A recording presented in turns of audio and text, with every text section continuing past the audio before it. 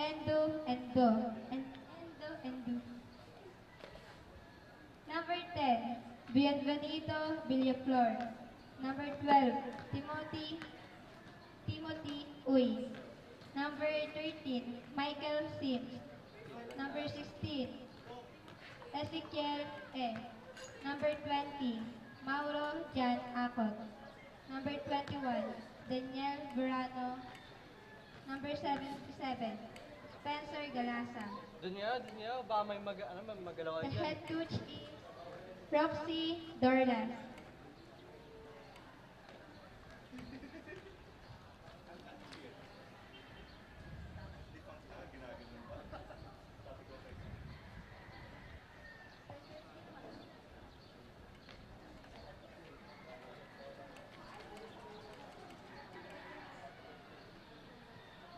The referee for this match is Maharlika ba?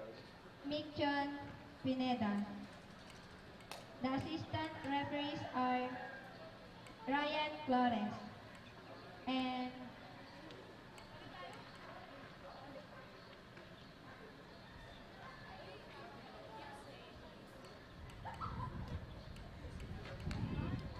Hussein Mag-Usara. The fourth official is Michael Barajas. The referee assessor is Roberto Hernandez.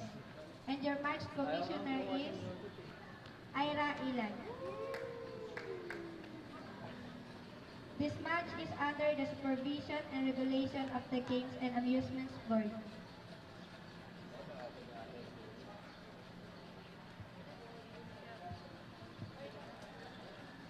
Hi, sir. Dapat. Ay, yung APS siya. Ayan, ayun.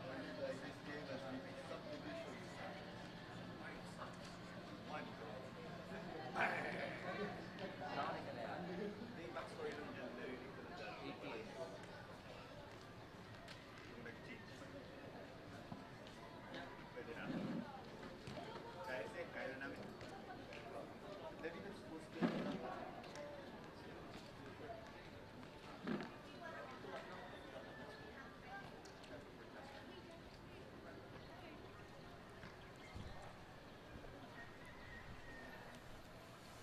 Ganito ba yun? Mic check. 1, 2, 3, 4, 5, 6, 7, 8, 9, 10.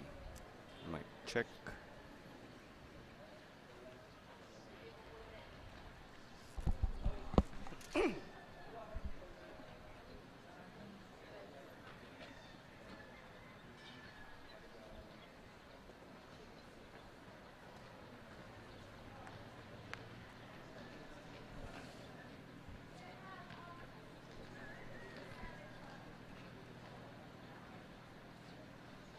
Walang outfit mo din. Uwan.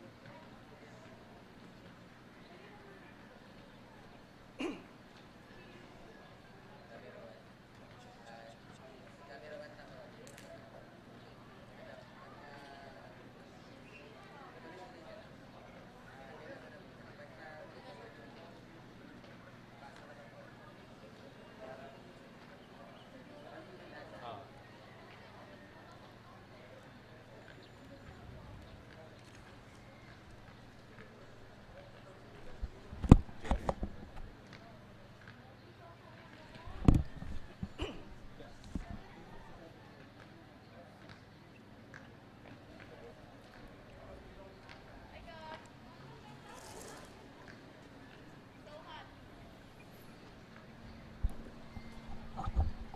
Ba't bigla kumangin?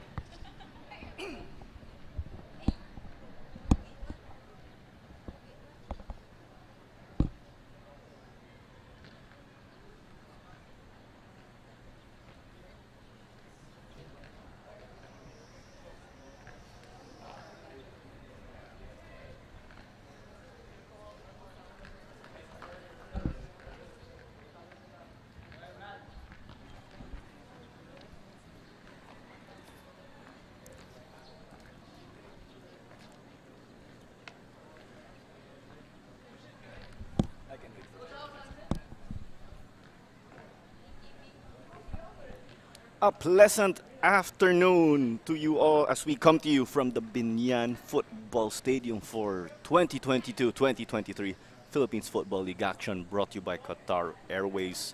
Will Stallion punch their way up to 4th place, or will Maharlika Manila punch themselves from the bottom and go up to 6th place? Thank you very much for joining us, and we're glad to have you here alongside Levi Verora. This is Claro Manzano on call for this match, and we just spoke about it simple as is. It's a must-win game because should they drop, they might have themselves playing catch-up even more, Levi. And you talk about Stallion, it's not yet season over for them, although technically they can't win the league title. They want to win as much as they can so that they have a chance to get into the AFC Cup, possibly as the third placed squad in the league. That's right, because when we look at it, Stallion Laguna do have 19 points, and above them, 2 points, up by 2 points is the Asgals development team. Pero ito yung maganda, Levi. May 2 matches on hand yung Stallion Laguna when we talk about them initially.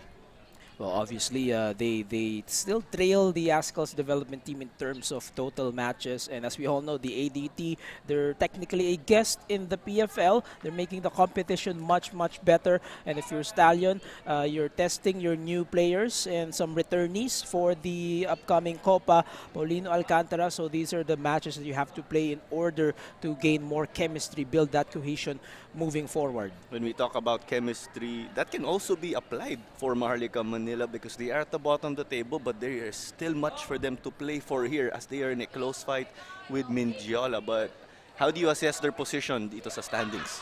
Well, it's been a tough battle for Maharlika Manila throughout the season. But if you're Coach Roxy Dorlas and the players, again, you still have a few matches left in the bag. So try to mix it up and prepare for what's next, which is the Copa. For both teams, ayaw nyo namang mapahiya dun sa mga guest teams natin because as we all know, 20 teams ang maglalaro dun sa Copa. But first things first, we have the match at hand. They play what's in front of them right here and right now. No better way to say it when we got to speak to Coach Richard for Stallion and Coach Roxy Dorlas for Maharlika Manila. They were just keeping an eye on what's in front because if you handle this match well, you can carry that over to the next one and so on. What more, possibly to the Copa. And it's also the momentum, claro. If you're talking about that, you rack up a few wins, and a lot can change with the complexion, the dynamic of the team. No better way to say it as it is time for our starting lineups. Plenty of familiar names, but who is a player that we can highlight right here dito sa kanilang starting 11 ng home side? Well, you talk about the returnee right here, player number 34, Abe Placito, had a solid return for Stallion, and we're saying return dahil nakapaglaro na siya for the Laguna side back in the 2021 Copa. Now, he looks to be here for the long term, so it's going to be a big help dun sa kanilang defensive line, and as well as not much changes dun sa overall starting roster ng Stallion for this match. Just picking up from that victory that they had against Mendiola the past week. So we'll see a lot of the same approach with how they play this match. And we'll get to the formations later on with the two teams, but we carry over to the visitors in Maharlika Manila. Definitely a lot of familiar names again that they are going with here. Both teams bringing out the big guns, but who is someone we can highlight right here, Lipa? Well, Gerald Factoranan, I am very happy that this guy is back. He provides them a lot of versatility from the left back position, although technically he's playing as a defender. He's one of the players na kayang umangat, reminds me of the likes of Mardiano, Cholo Bugas. So definitely he can distribute, and with that left foot delivery, perhaps involve some of their forwards doon naman sa harapan so that they can piece together some good plays. Let's see if they can score. Isang beses pa lang nakaka-score ang Maharlika against Stallion in 2 matches. And that's a great way to preview it. But let's see how it will develop as players are close to lining up for the pre-match protocol already. But let's dive in deeper, Levi, into these two teams. First with Stallion. When we assess in terms of goals forwarded as a team, they're the 5th best in the league over a 7-team field. And in defense, they rank in 3rd. And in terms of goal difference, when you look at the big picture, they are ranked in 5th. But we go over to Maharlika Manila FC. They are dead last in goals over the 17th field. Number 6 in terms of defense. That is when you count goals conceded. Goal difference, 6th place din sila. But when we look at the overall standings, yung picture, they are at 4 points and just behind their rivals in Mindiola FC 1991. Although they have their respective agendas in the standings, simple as this, they have to win today. Well, ang kagandahan dito sa Stallion is that if you look at their losses, usually those are the matches na sila yung lumamang at the start, but they just lost steam towards the end. Same case for Maharlika, curiously. There are some matches na sila yung makascore ng opening goal, pero talagang hinahabol sila ng opponents nila. So that's why medyo pantay itong laban to kung tutuusin. Great way to picture it as, here we go, in tune to the PFL anthem. And it looks like Matt Nieras will be the skipper for the home side. And it is Christian Schaeffner from what I'm initially seeing. Yes, that is correct. He is one of the mid-season transfers for this new look Maharlika Manila side. And again, it is the Philippines Football League brought to you by Qatar Airways. We have Stallion Laguna hosting Maharlika Manila FC. Took the road trip down to Laguna, and their quest to finish above in the standings continues. They have a lot of catching up to do when you look where they are, but this squad seems to bring them a glimmer of hope.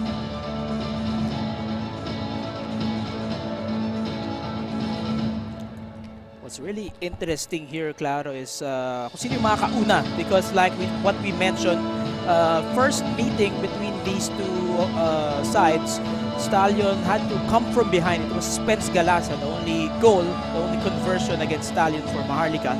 Pero humabol yung Stallion doon. They scored 2 straight.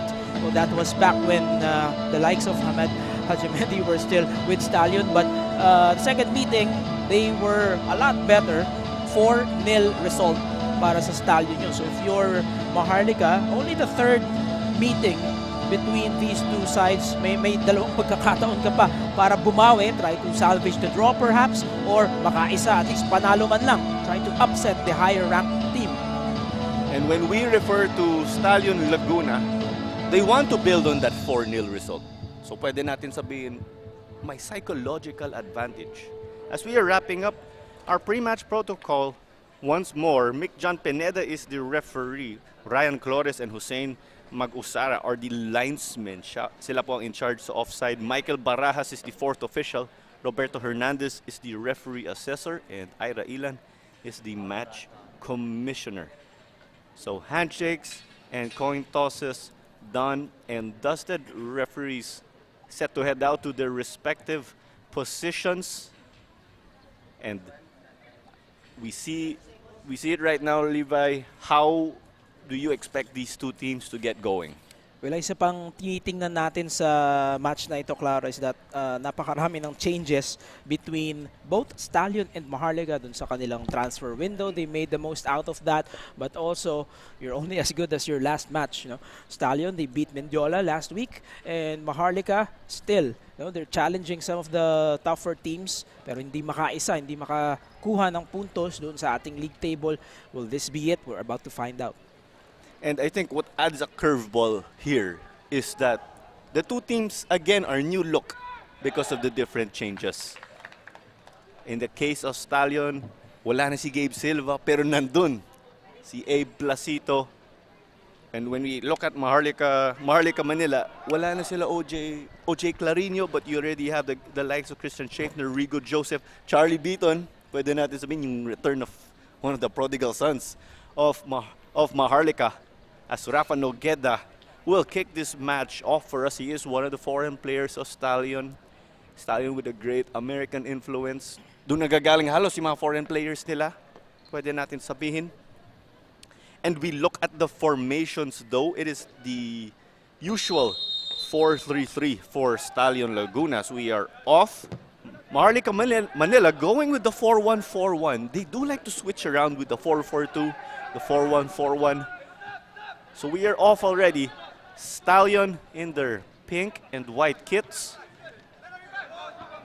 Koichi was trying to get into the mix, but that call will go in favor of the visitors. And one thing we just want to point out is the pink jerseys of Stallion. Actually, sabi ni Coach Ernie dati, yan ay tribute sa women's national team natin. Great touch. Well, of course, Coach Ernie Nieras, the former longtime mentor of the women's side. And this is a nice touch. I mean, you can see yung uniforms. It looks like we have an early counter here. So it came off a man, Nogueda, but Basa sent it to the middle. Beaton was going up against Nieras from the looks of it. At may pito ulit, Levi. Obviously, first 2 minutes of this match, medyo kapaan ng konti. It's been a while since these last two teams met, as we mentioned.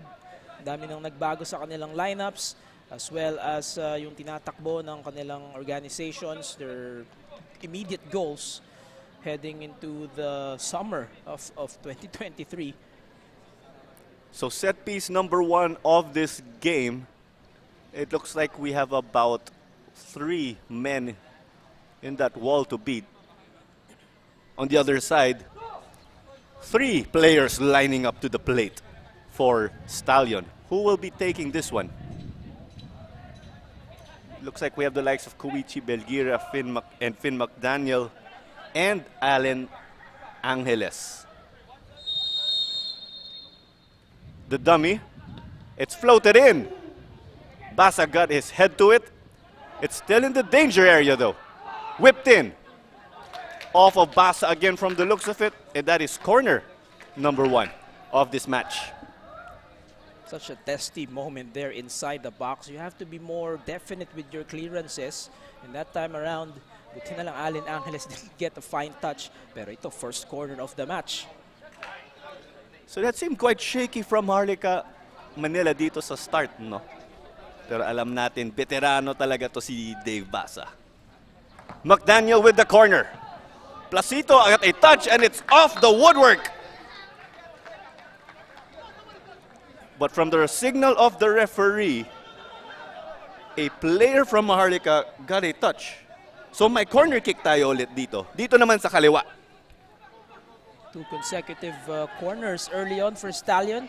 That's how they managed to score against Mendiola. Paunti-unti, just creating opportunities from themselves. And already nasusubukan agad ang depensa dito ng Maharlika. So here's Finn McDaniel to bring it in again. This time around, it will be an in-swinger. And he gives the service, whipped in, and the early goal for the home side. A dream start. They were piling up the pressure, and they get it. It looks like it is Abe Placito. Well, Abe Placito, as we all know, bringing in his height, his heft back to Stallion, one of the tallest players na nakikita natin on the field, and that time he was the one to connect. So, a tough way to start this for Maharlika, the men in black. As Placito, the center back of Stallion, gets this one in, but it's no surprise. Madalas nakikita natin, umaangat yung mga center backs, yung mga defenders. For set pieces, we have a Stallion player down who is not yet pictured in camera, but play continues.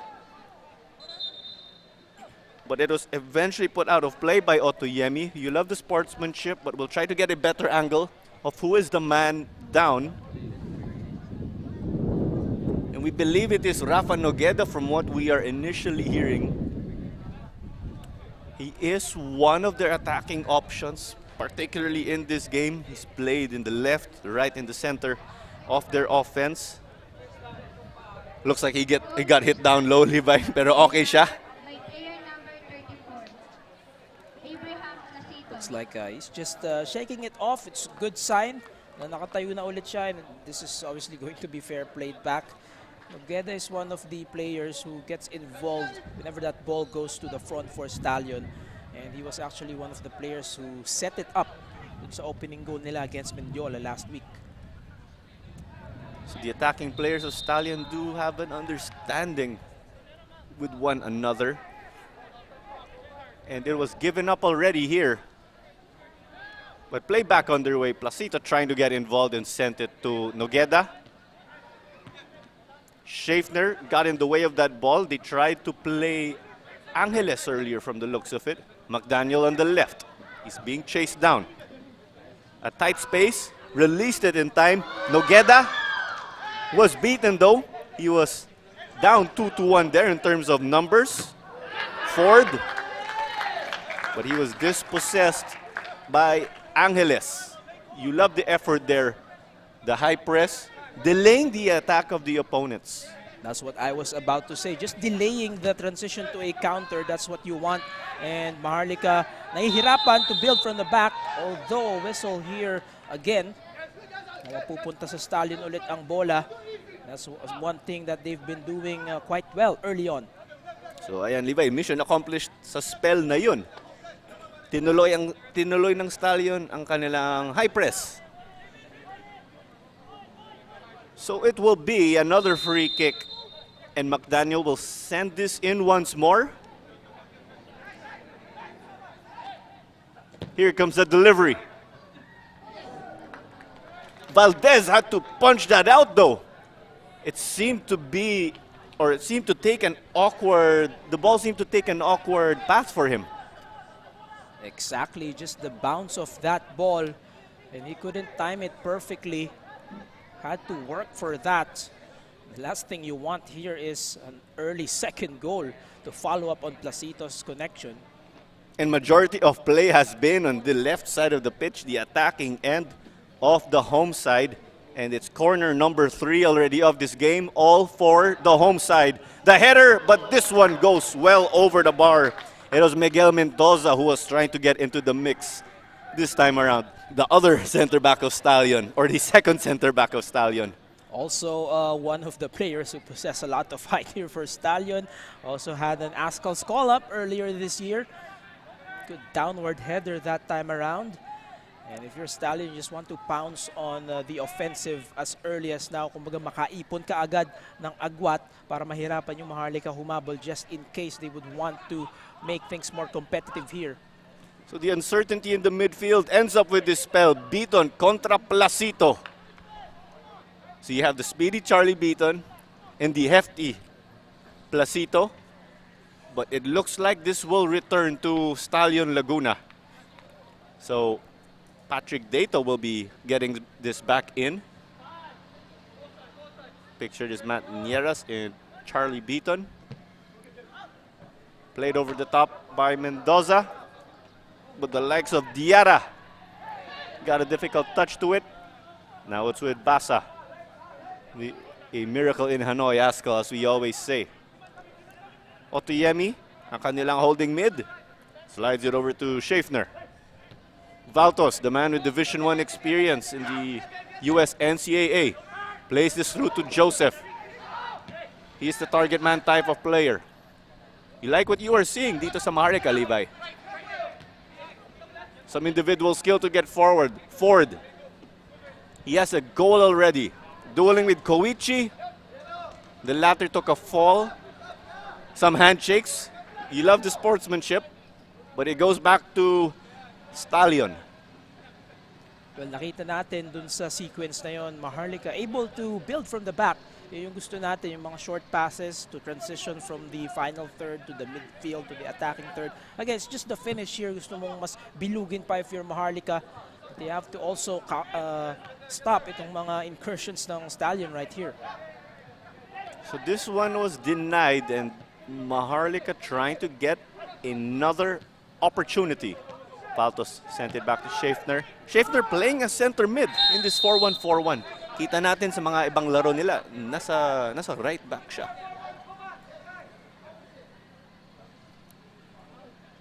So we have a call here that will go in the way of the visitors. Played long. Placito headed it to Valtos though. Bailey didn't get to reach it, but it was secured by Factoranan. Taken from distance. Dato just chesting it down, not a problem at all. Dato himself, a former international for the Philippines. he has become one of those regulars in the Thai League. So his return to Stallion Laguna sure is a big boost for them, especially if they want to secure third place in this league. Now played over the top to Kainua Bailey. Bailey contra Factoranan, trying to shimmy his opponent. Gets through inch by inch and wins them another corner. It seems like a game of corner kicks for Stallion Levi. And ang magandang ginawa dito ni Bailey is that challenge niya agad ito si Factoranan. As we all know, kababalik lang ni Factoranan. He's been training the past few weeks. Had a dislocated shoulder. Talaga sinubukan niya agad on that one-on-one attack. Merits them a corner. So Kainua Bailey was the man who won that again. And we are expecting this service once more from Finn McDaniel. The header initially, from what we saw, but Angeles takes this deflection. Looks like it was saved though. That attempt was taken by Bunankin. Mukhang outside to, Levi. Babalik ang bola sa Maharlika. As we'll see it here, scramble. And then the initial, looks like a high looping pass. Oh, it was wide to the left. The near post that was. But again, you're making Vinci Valdez work in the first dozen minutes of this match.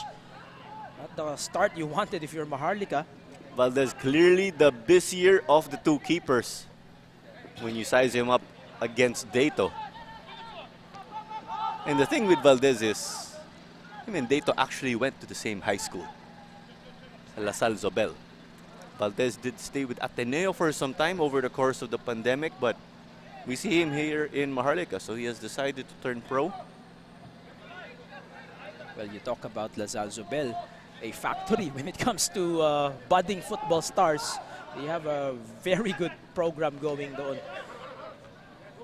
It's great to see plenty of them, or plenty of those hotbeds of talent in the Philippines. So Zachary Ford's effort was enough to get them a call as Mendoza gets booked. The first yellow of this game, and he will have to be careful. Delikado yan, yung center back mo may yellow card na. And that was a great run from the midfield, just a burst of speed. I thought the referee perhaps deemed advantage at first, pero nung kinapitan na yung Bewang, and that was when the call was made. Set piece here for Maharlika. Encouraging sign for them. May foul na, may yellow pa.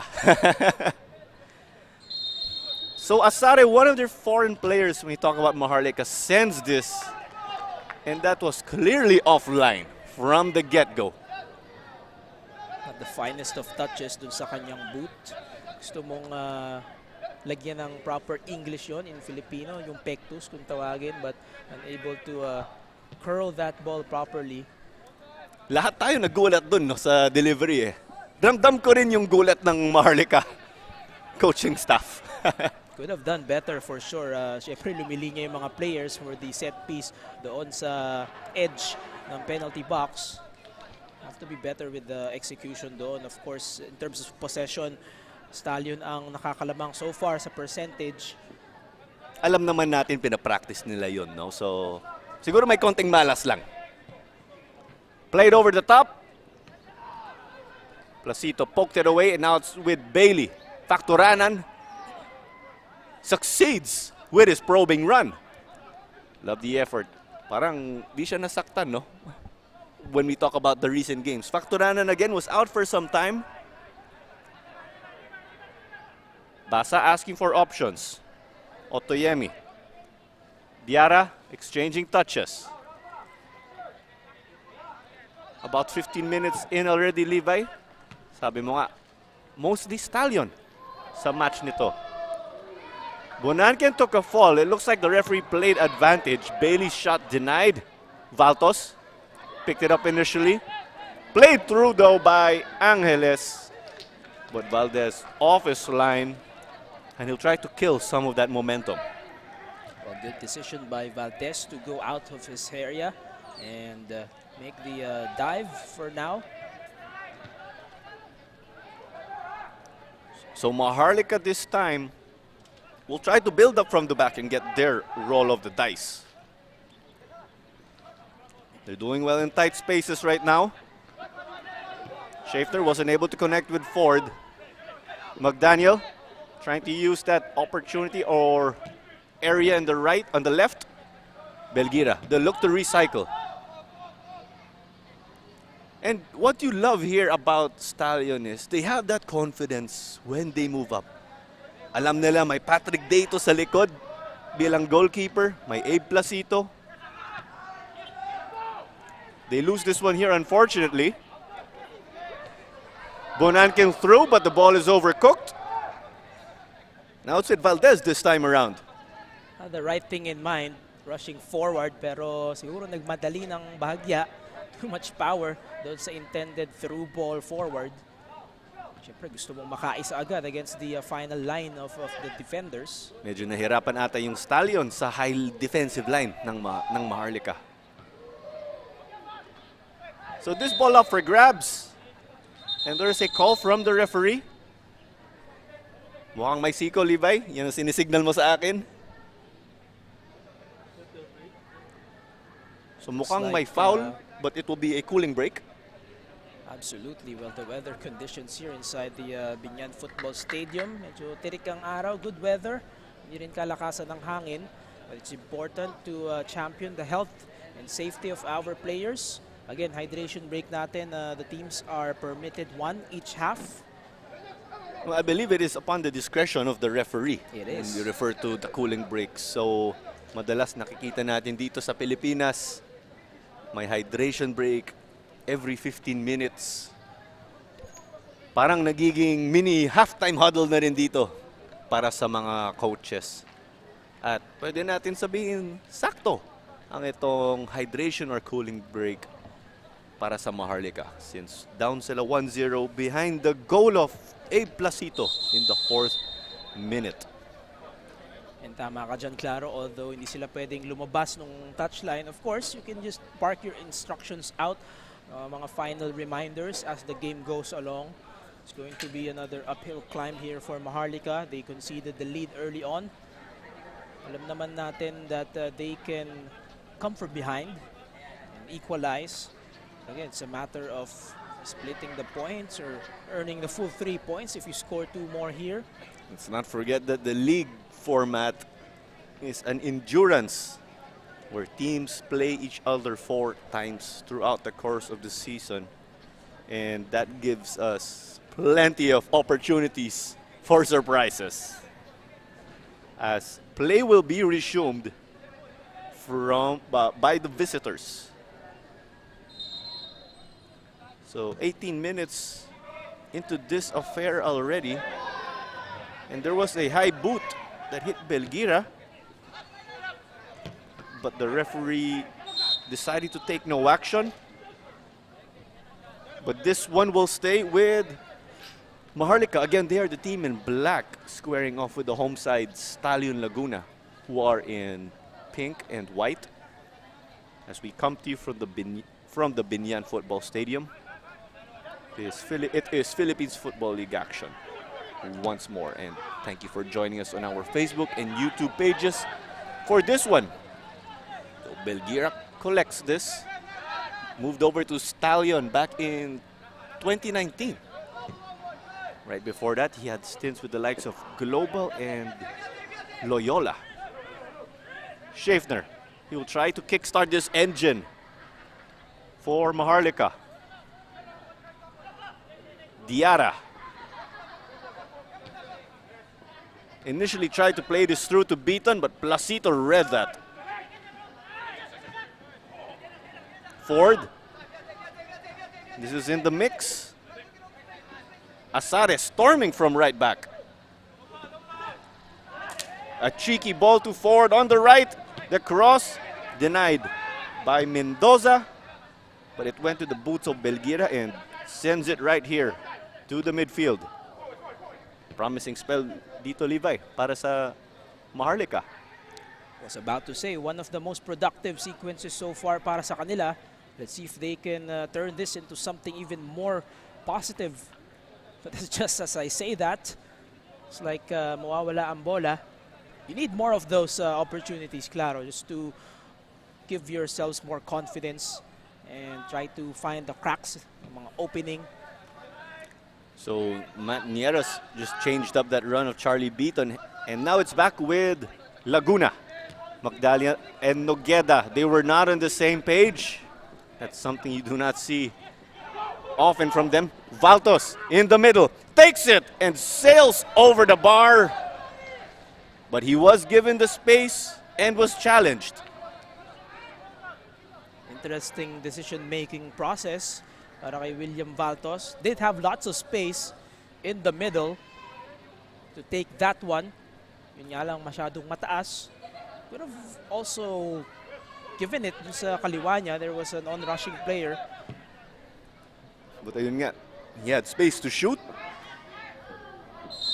And looks like that ball went past the sideline already when we refer to Finn McDaniel on the left for Stallion Laguna. His sister Chandler recovered recently from an ACL tear, racking up goals for the Filipinas in the Paris 2024 Olympic qualifiers. Valdez, Beaton got a touch. Valtos sends this. Belgira though was up to it. Deito, he's not allowed to handle that with his gloves because it was a back pass. Patrick Deito has impressed us, of course, with his feet. Nogueda breaks free though, waiting for numbers, but Schaeffner read him well. Good last-minute defending from Schaeffner. But Bendiar has to be better than that. Kita natin nahagip sa angulo na yun. Have to play through the whistle. If play goes on, then kailangan keep on going. And Nogueda showing us yung kanyang physicality. Pinagpag yung depensa ni Diarra. Good thing Schaeffner was there for the last-minute stop. However, they concede another corner for Stallion. Nakakarami na sila dito sa mga corner set pieces. Pagkakataon ulit. So Finn McDaniel, the designated kicker for this one. A great number of field players already into the area. This ball taking some air. It came off a defender of Maharlika Manila.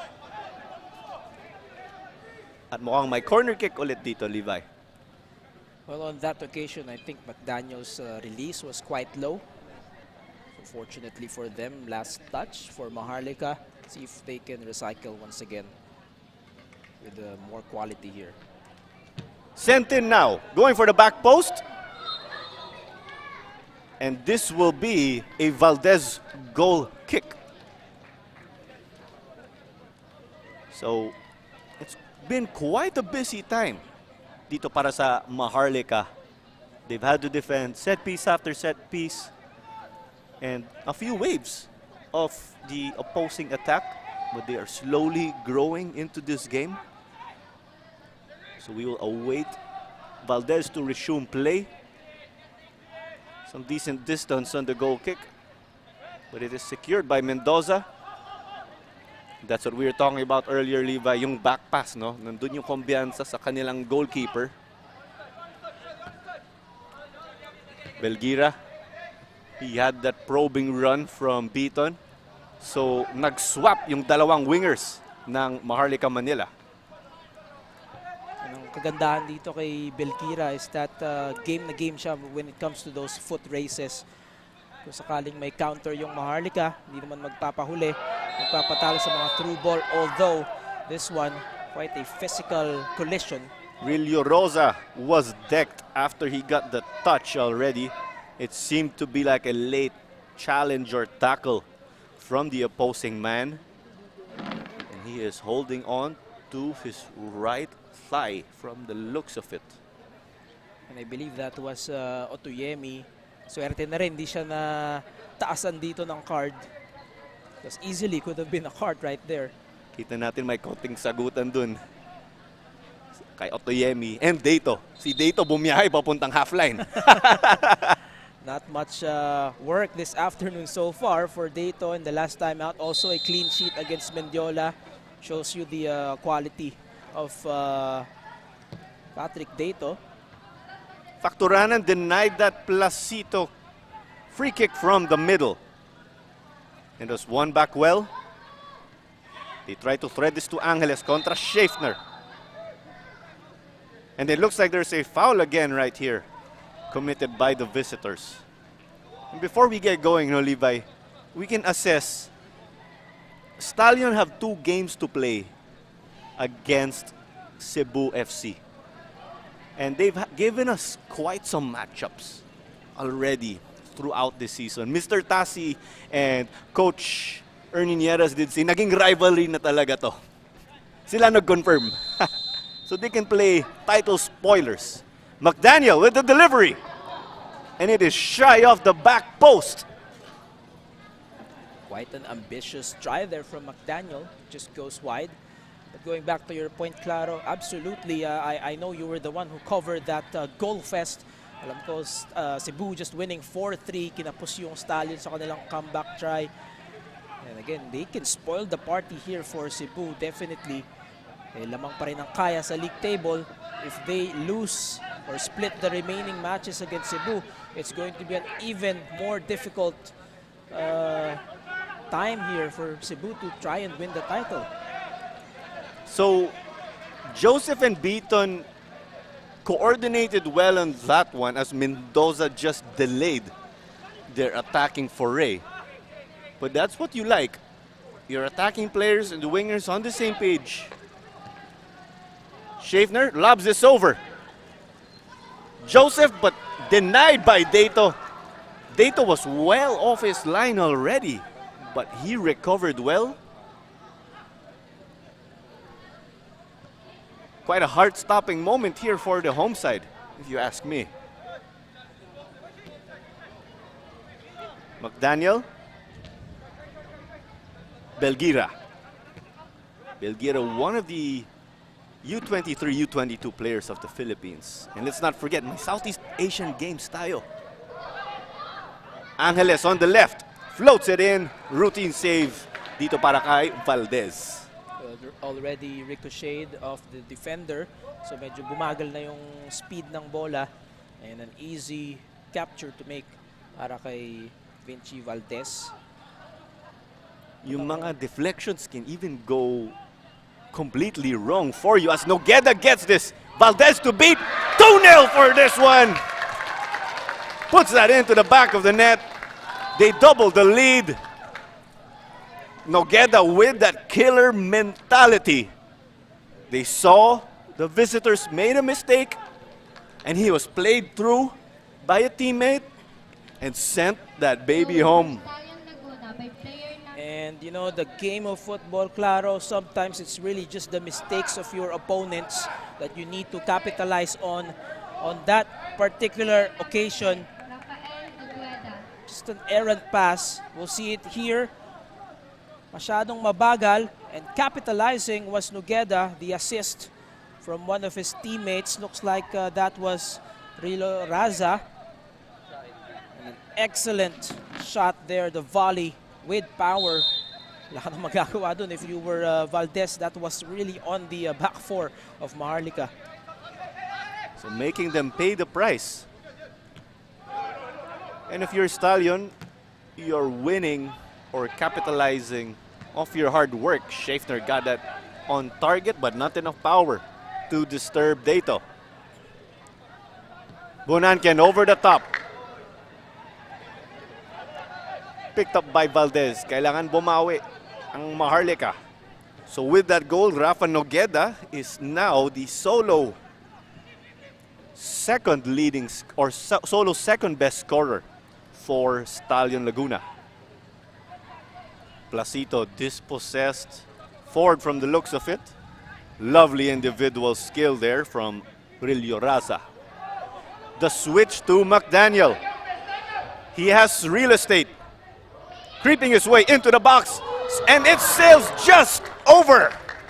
Had he managed to tuck that under the post, that would have been an absolute banger. And here was the attempt. It was a one-on-one move here for McDaniel, weaving past the defense, tried to maneuver past the last line, just inches above the bar. Could have been the so-called early dagger for Stallion because that would have put them up in a very comfortable position. We're heading into a hydration break once again. But what a sequence that was. And kung nakita natin the play prior, Placito, ang dali niya lang binura si Zachary Ford using, again, the heft that he has. And that's why they brought him back here, Coach Ernie and the management. And you like what you are seeing if you are Stallion Laguna. And let's not forget, it is cooling break number 2 already of this match. Right before that, we did see Finn McDaniels attempt sail over the bar. He was going for goal number 6 in his personal tally in this tournament. He is also 6th place in the league when we talk about that aspect.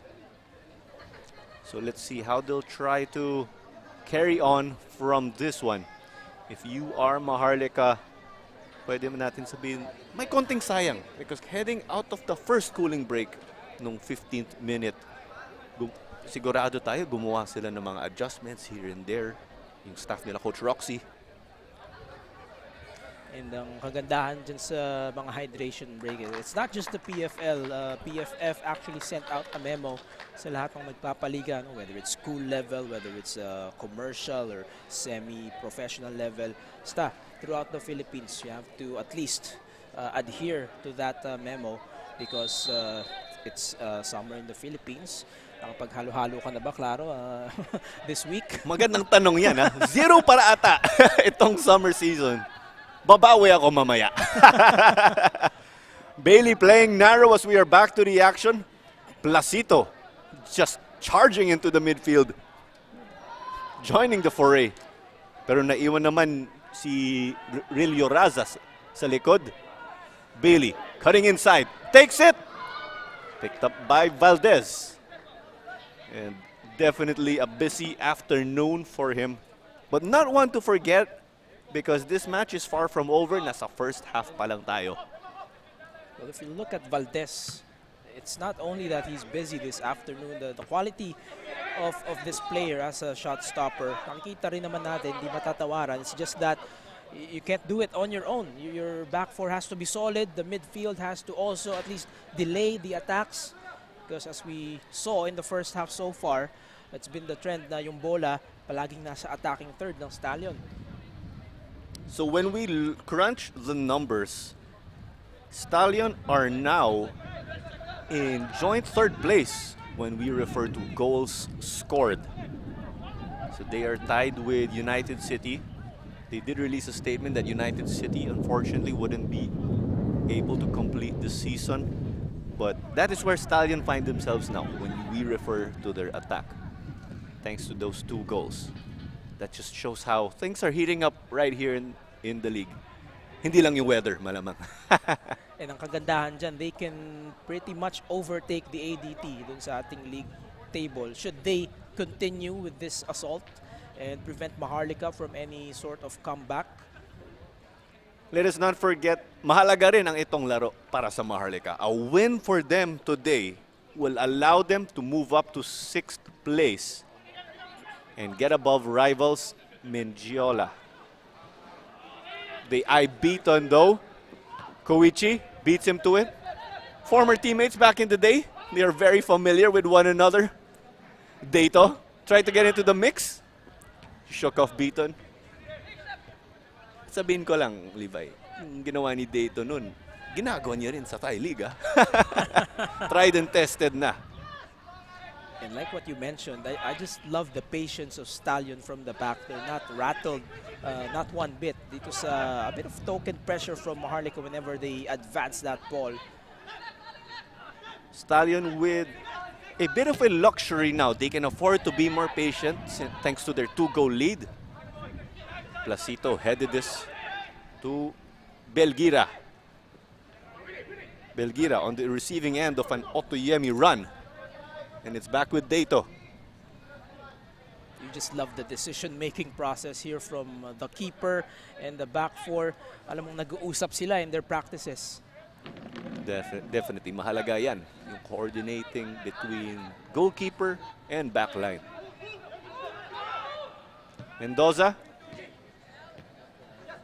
Nogueda. That ball slightly overcooked to Rilio Raza. Valtos in some tight space.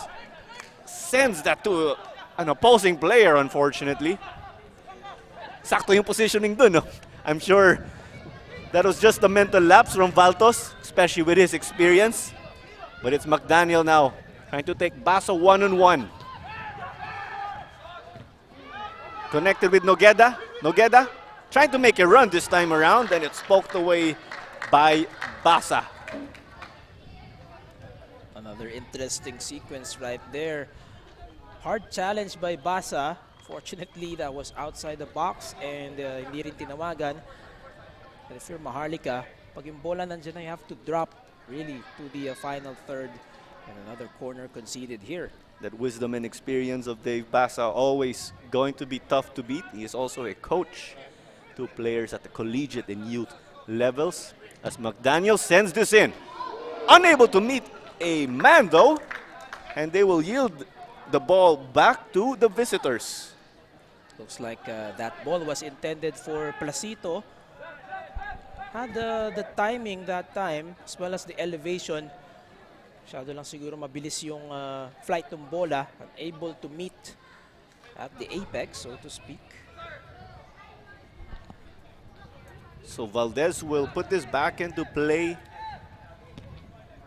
off that unsuccessful Stallion corner kick. And it looks like there was a handball committed by Stallion. Maharlika playing it quick. Beaton, he is still on the right wing. He started on the left. And I am liking this battle between two former teammates when we refer to Koichi and Beaton. Charlie Beaton now on the right wing. Koichi Belgira playing left back for Stallion. Now it's with Valdez. He'll try to kickstart that offense again. But it has been a difficult first half for Manila. At alam mo, nagtatapatan talaga si Beaton tsaka si Belgira. This one played through to Nogueda, connecting well with Bailey. He lobs this one into the area. McDaniel contra Beaton. Holding a play. Numbers not in his favor though. But he lets that roll out. Some loose touches on his end. Napalakas lang on that second touch when he executed yung pirouette, when he changed the direction. Had the right thing in mind. Obviously, you were expecting a cutback from there. But if you were Beaton, of course, good on you to stand your ground and prevent further trouble. Definitely with numbers not yet in his favor, holding a play. Angeles got a touch to it. Facturanan tried to switch it over to Beaton. Koichi read that. That's off the boot of Valtos. So that dispute ends with Maharlika. Konting shirt tugging nakita natin, Levi. Beaton was floored, and that is the reason why we have a whistle. So Maharlika will resume play in the midfield.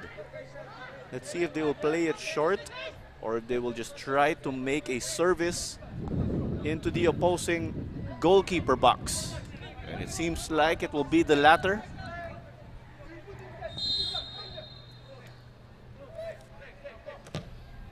Asare takes this.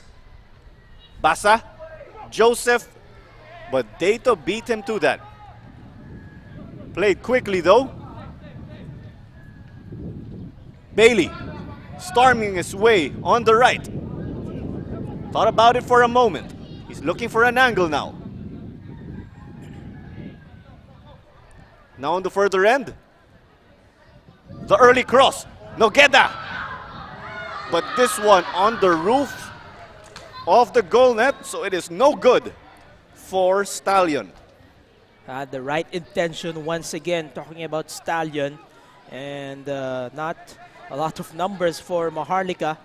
Although that initial try, we'll see it right here. The lob, and then just a brush of that sana would have sufficed. Back to live action here.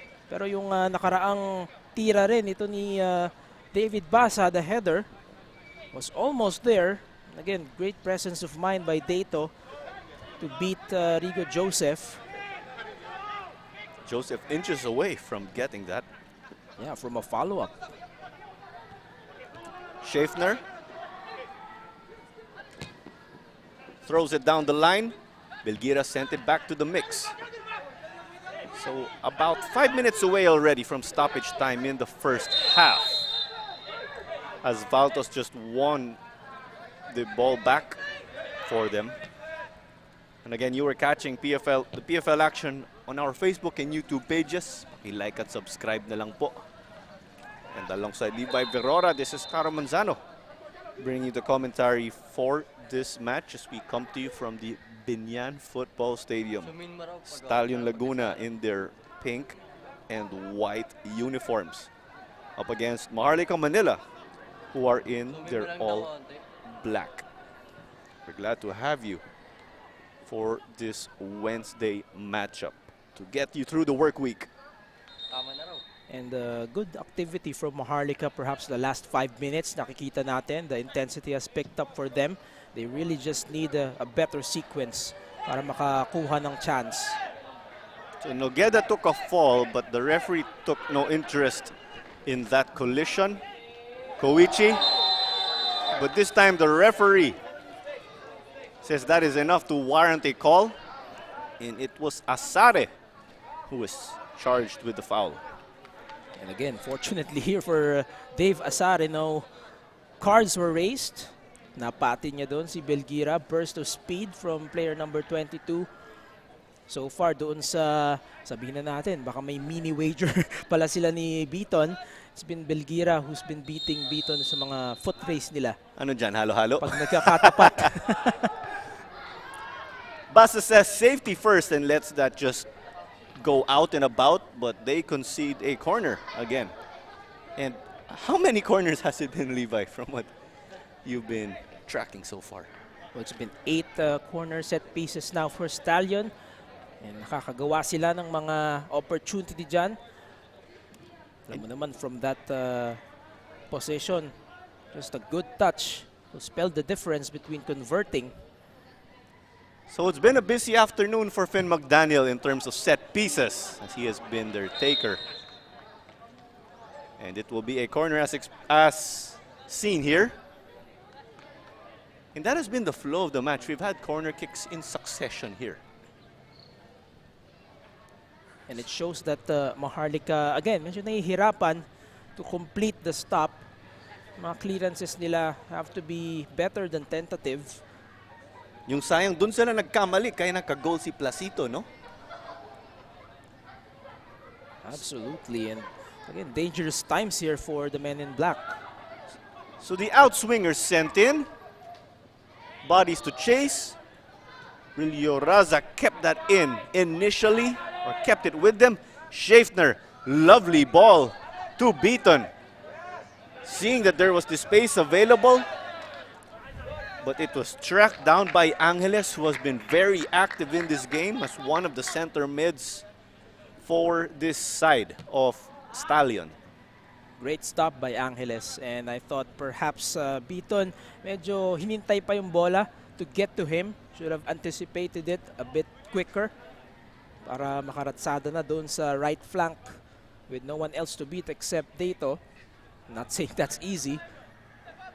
Yes, we did mention, of course, that lockdown defense of Stallion, especially with their personnel. But the throw-in was taken, and they are inching their way up. That was denied by Diarra, and it is given back, sadly.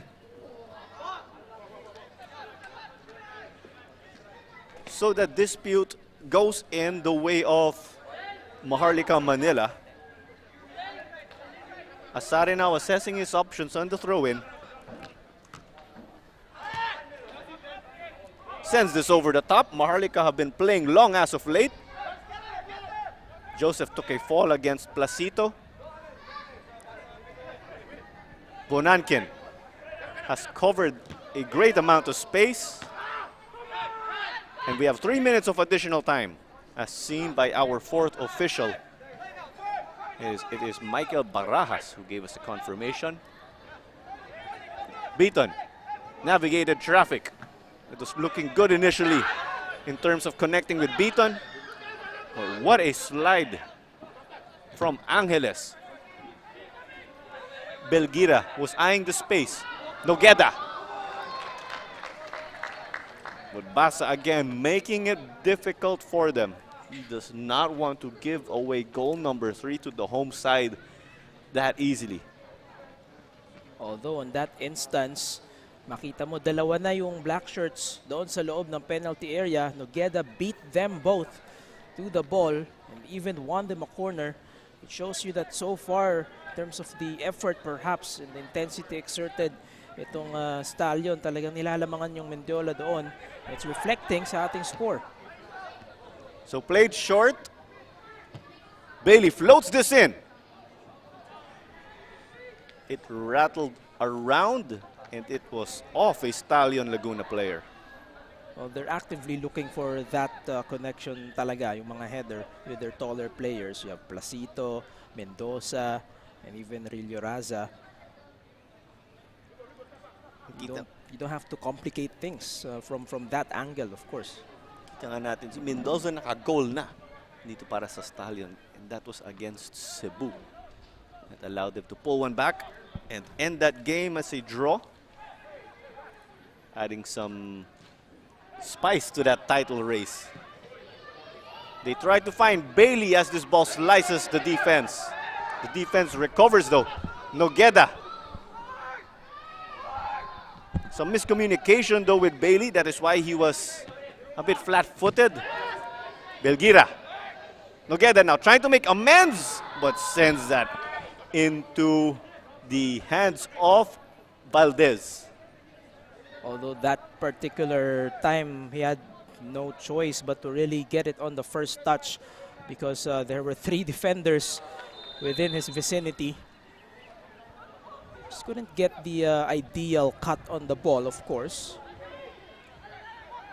So Schaeffner was fouled. And it is still with Maharlika. Beaton keeps this one in. Beaton, one of those players again who made the jump back to Maharlika. And as a result, they got their breakthrough win in this tournament. Now it's on the further end. Ford contra McDaniel. Knocking in those combinations. You like what you are seeing. The ball into the area. Dato got to that and denied Beaton any scoring chance. And that is the halftime whistle. It is 2-0 for Stallion Laguna over Maharlika Manila. Goals from Placito and Nogueda so far spell the difference for the home side. And we will be back after a break for your halftime analysis.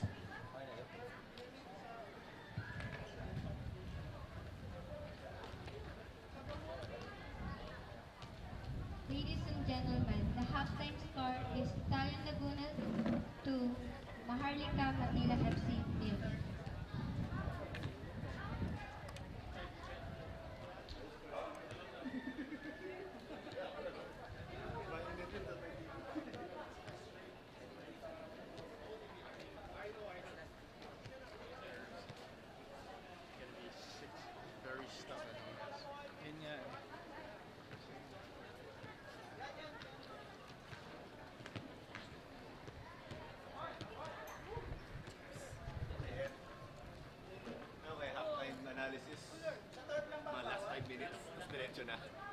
Ganun na lang.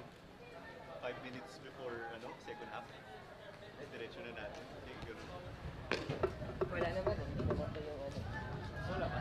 Hindi, I mean, ikaw, ano ba? Pwede ganun na lang. Para tuloy break natin. Oo. Ayan.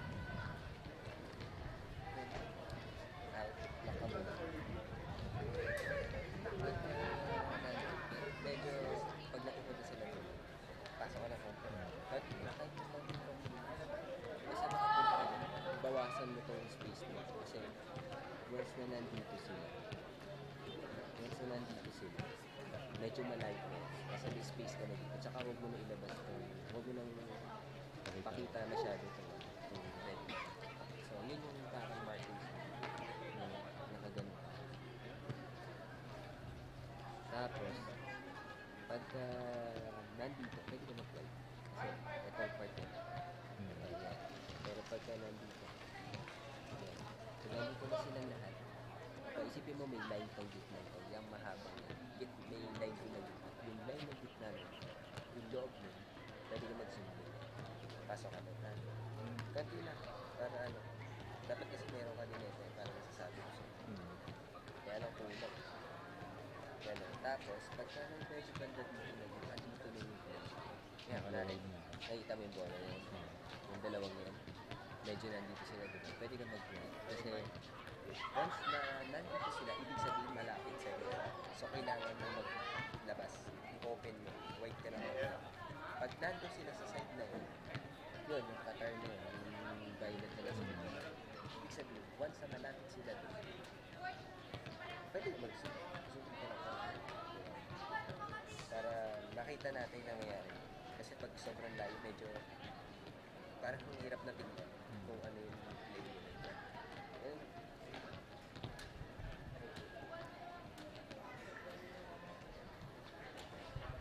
Teka.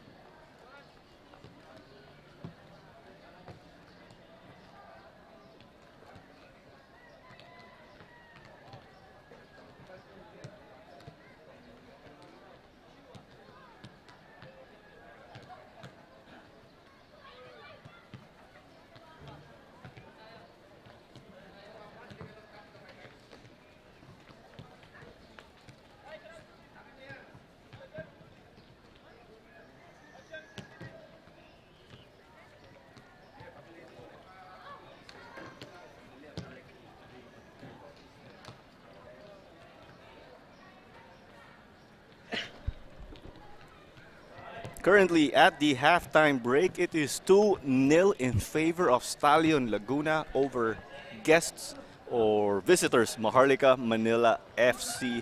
A Placito with the opener in the 4th minute, getting them into a perfect start, and Rafa Nogueda followed up in the 28th minute to get the home side in the driver's seat. And what a game we've been having so far, Levi. Stallion Laguna just pleasing the fans who came in attendance here. Well, from the moment they had control of the possessions, every time that they have the ball, they have this conscious effort to advance it to their attacking third and make the most out of their opportunities. Nakita natin doon earlier the opening goal of A Placito from a corner set piece. And from there, talaga nagtuloy-tuloy yung Stallion as we see the second conversion.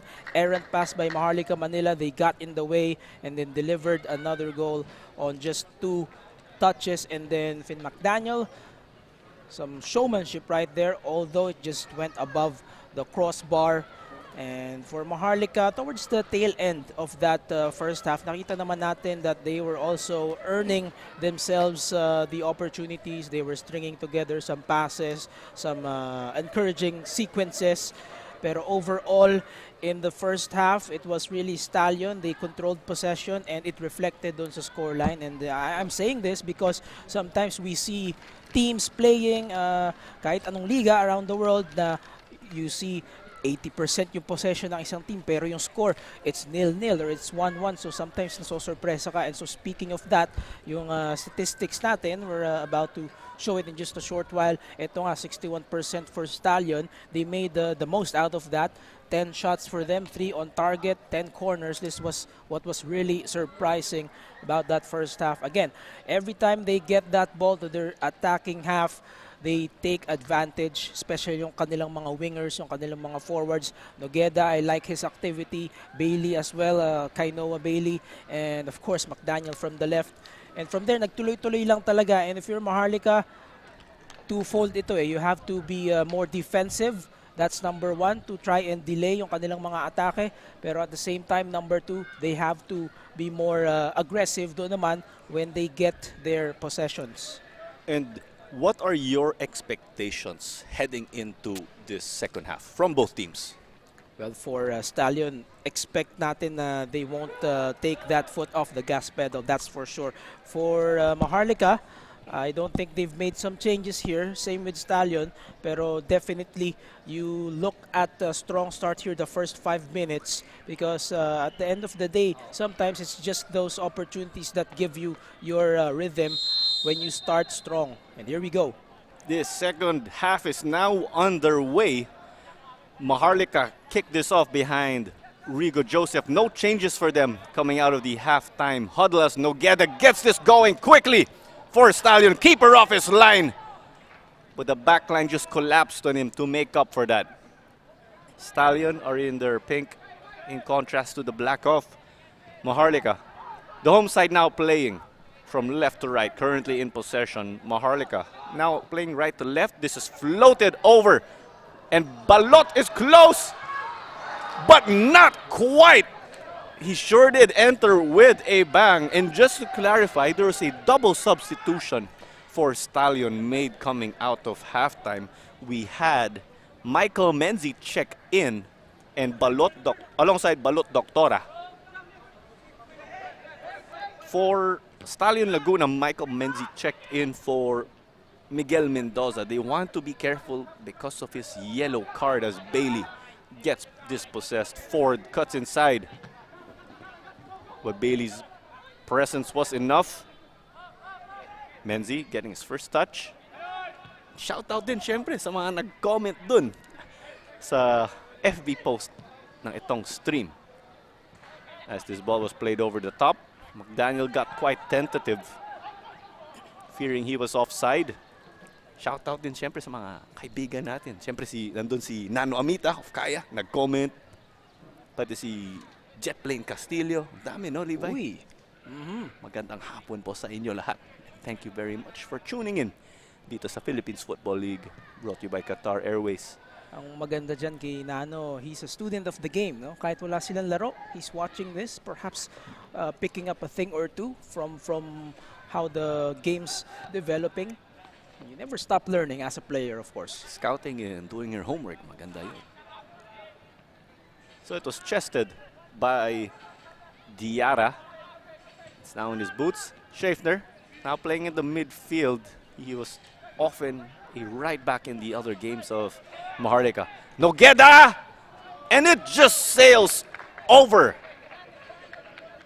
You like where Stallion are going from the get-go in this match. Trying to build on that 2-0 lead. Like what we mentioned, alam mo ito Stallion, they will pick up from where they left off. Total opposite for Maharlika. All sorts of tentative yung kanilang depensa. Not the way you wanted to start the second half if you want to change the complexion of this match. It's just the spacing also between the defenders sa kanilang linya. Lots of space to operate for the Stallion side. Just trying to find the creases, the dents in the armor. So that was quite a push from Bailey on Schaeffner. Hence, we had that free kick in the middle. Basa sent that back to Valdez. Gifts it to Bailey, though. But numbers not around, though. Bailey. And that was quite a tentative cross from him. So Valdez will once more try to kickstart this game for them. Not enough numbers for Stallion. Walang umangat to provide the proper support for the cutback. Bailey ran to some traffic. Rigo Joseph initially rounded Nieras, but a miscommunication with Placito gives him this chance. And this is far off the back post. Quite promising. Quite a promising effort from Rigo Joseph. We saw dun sa initial sequence, nagkatamaan yung dalawang Stallion players, including Nieras. That gave Joseph some room to operate from the middle. Quite an ambitious try also. Sinubukang makabulag doon kay Patrick Dato, pero alam mo yung condition natin dito sa loob. Yung araw nakatalikod naman kay Dato, so definitely not a factor right now. Perhaps for Maharlika, it will be how they adjust their positioning and the spacing here. So Valdez picked this one up easily. And when we talk about yung direction dito ng araw, as Bailey again dispossessed Maharlika, the cutback was repelled by Basa, making up for that error. And when we refer to the sun, Maharlika is playing against it. So this can play to your advantage if you are Stallion, dahil sila nga ay ang home side. Doon ginagamit ang home field advantage. Factoring all of these small things, Levi. You have to play the opponent that's in front of you. You have to play with the field that's given to you, the weather conditions, all part of the match. McDaniel, off though from Placito. So that was, I believe, their first corner in the second half. At my 11 corner kicks ng Stallion so far in this game. And that is another stat that just pictures or establishes that they are in control of this game. It does reflect kung anong klaseng laro ang pinapakita nila so far. Stallion just creating a lot of chances here for themselves. And doon nagsisimula how they slowly but surely find the back of the net. Ika nga natin, it's just a 2-0 advantage. Maharlika, they're really still in this match. So we see this collision in the midfield. Napati doon si Zachary Ford. So in turn, there is a set piece right here for the visitors. It is sent in by Factoranan. Asare tried to secure contra Nogeda. Asare sent it to the middle, but Nieras gets it back to the mix. Valtos, though, with space. Trying to lob it. Nieras just headed it to the palms of Dato. So that is allowed if it is a header. Nogeda! Looks like this one is well skied though. He did beat Diarra, but unfortunately, if you're Maharlika, well, it is unfortunate. Diarra is down and appears to be hobbled. And on that particular sequence, we'll see it here on the replay. Oh, perhaps Nogueda also getting away with contact there. Nahatak pababa si Diarra. Good work by our camera crew. And kausap ngayon ni Dave Asare, ang ating referee, of course. Pero dun sa sitwasyon na yon, although we do not really tell the goalkeepers to get out of their area that much, no choice na si Valdez. At least, cutting that angle, cutting the distance, made it difficult for Nogueda to score kasi wala nang defender that particular time. So that is Diarra who is being helped off the pitch, the man from Ivory Coast. And the foreign players of Maharlika are mainly from Africa when we look at it. Dito naman sa Stallion Laguna, halos lahat galing sa USA. It's such an inclusive sport. It's a global sport. Good of these gentlemen to also get chances to play professionally here in the Philippines Football League. Football itself clearly a language as this is played. Valdez though with the loose handles. Bonanken came close to getting another chance for them because of that. But that was a promising run. You have to wonder if Vinci Valdez is starting to feel the exhaustion here. Bukod sa mainit, he's been made to work several times throughout the first half. Yoraza. Bonanken keeping it. He's held on to the ball for some time. Yoraza. They'll switch it up. Bailey kontra Facturanan. And Facturanan pokes that away. Facturanan did spend some of his football education with the UP Diliman men's football team. Of course, that's alongside getting his college education. Kainua connected. It was Rilio Raza who got that shot off. Nieras headed it. And Dato picks it up. They look to recycle here. At yan yung sinasabi nating usapan nung last line of defense ng Stallion, pati nitong ni Dato. Nagkakaamuyan kaagad. They know when to head it para pwedeng saluhin ni Dato. So McDaniel didn't get a great touch to that. And it will swing back to Maharlika. McDaniel with pressure. Valdez releases it. But the probing run from Finn McDaniel enough to get possession back. Valdez just sent it well to the right wing. You can really sense the disparity when it comes to quality between these two clubs right now sa ating laro.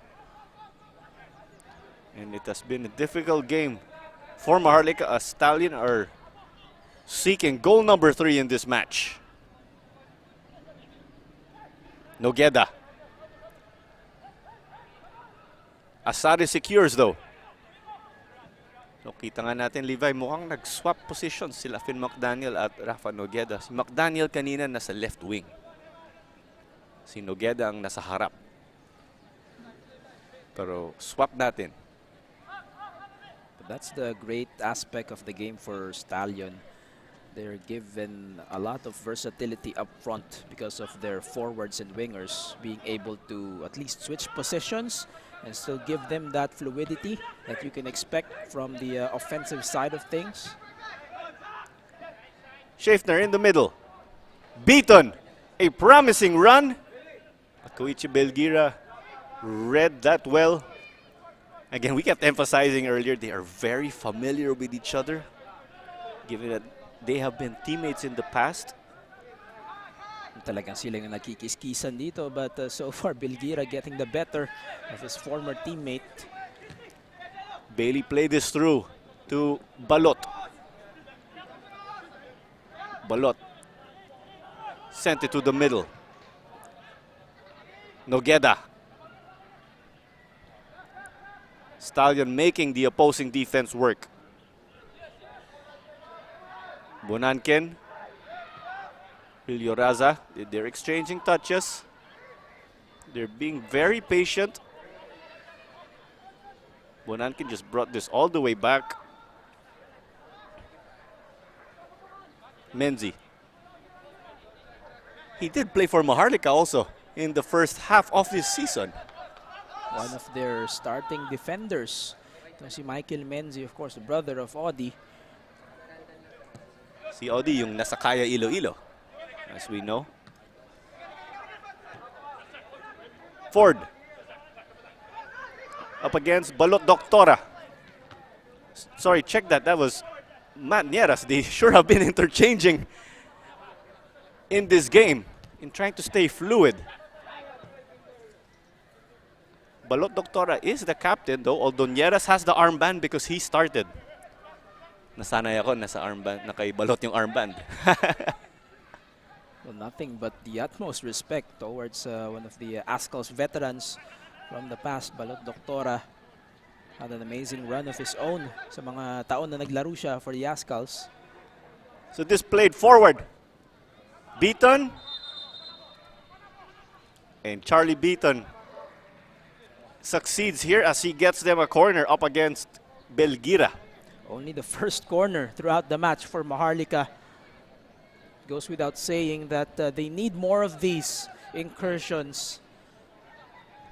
It's better late than never. At least meron na. May extra attacking dimension ang visitors. But not a great delivery though from Beaton. That exhaustion might just be kicking in for them. It was taken low, that particular corner. And kakasabi lang natin, Maharlika, they don't get that much possessions in this match in terms of yung volume, yung percentage. And hindi rin nila nasusulit every time they have their boots on the ball. And ang isa pang magandang nagagawa ng Stallion dito so far is that they have really negated the presence of Zachary Ford. So a chance deep inside, but a gutsy sliding tackle from Menzi. Azares' foray into the goalkeeper box was thwarted. At corner number 2, Levi. So steadily, Maharlika again trying to make the most out of these situations. Placito got his head to it but got hurt in the process. Dato was pleading to have play stopped because of the FIFA concussion protocol. The moment it involves a neck or injury to the head, play has to be stopped out of safety.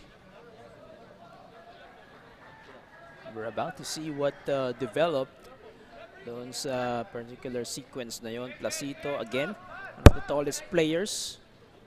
Let's see if we could get a replay on that, but it is a great sign that Abe Placito is back on his feet. One thing's for sure, natamaan siya sa ulo doon. It's going to be fair played back for Maharlika, of course. Let's see if they can keep the ball to their side. And it was a drop ball as Maharlika had possession when the whistle was blown. Valtos. Maharlika will try to stretch the opposing defense. Nogeda and Rilioraza rather, got some runs in. Bailey. Beaton. So let's assess Levi. As Balot got tangled for a bit, Ford with the lovely dummy, but Factoranan was just a few feet off from that one. And when we assess yung mga results dito, a win for Stallion today will get them back into 4th place. They will pick up 22 points. Well, an additional 3 points that will leave them in 22. Hence, jumping over the Ascal's development team. They will overtake the ADT. And again, you put yourself in a good position to be in contention for the AFC Cup. Although nothing's official yet, but at least you're giving yourselves the possibility. That's a good momentum booster for them. At the same time, again, we're looking forward to the Copa. Alam natin yung member clubs ayaw mapahiya dun sa guest clubs. So you're also in the thick of the preparations for that mid-year competition. So do give the Philippines Football League a follow on social media and stay tuned for the upcoming Copa. But don't you forget, we still need to award a league champion. And it has come down to rivals Cebu and Kaya Iloilo. But these teams, well, Stallion in particular, do have remaining games against Cebu. Maharlika have completed their matches already against Cebu FC. So that role or opportunity to play spoilers can be big. And talking about the previous result between the two giants, doon sa Cebu, it was a 1-1 split. So they just shared the spoils. Nothing changes. Oh, excellent through ball. Bailey contra Diarra. Bailey getting a knock, but this call is against him though. So Kainwa Bailey is the man down. We'll see it here. He got deep into the left flank and then the extension of the arm from Diarra. But like what you said, ang second motion na yun, ang matatawagan talaga dito is Kainoa Bailey himself. And now he's complaining. He's having a word with our referee, Mick John Pineda. And we run through also the remaining or the other officials in this match. We have Ryan Flores and Hussein Magusara, our linesmen.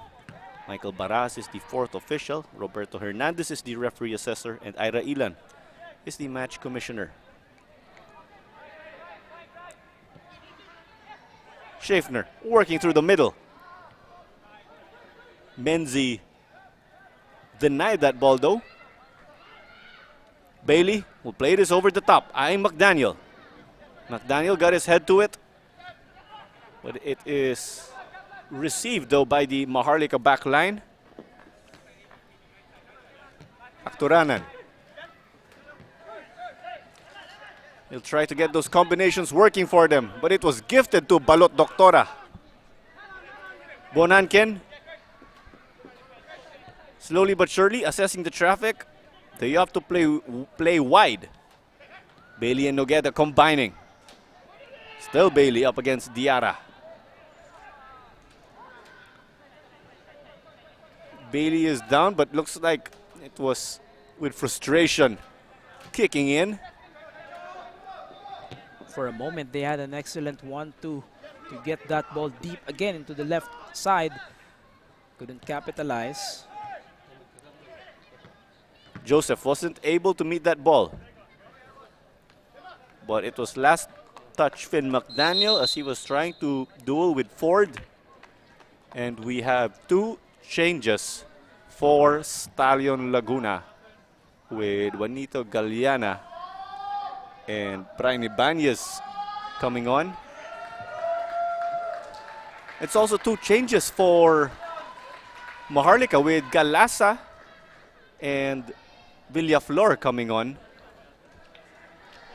So the players who stepped off for Maharlika are Rigo Joseph and it is Otoyemi.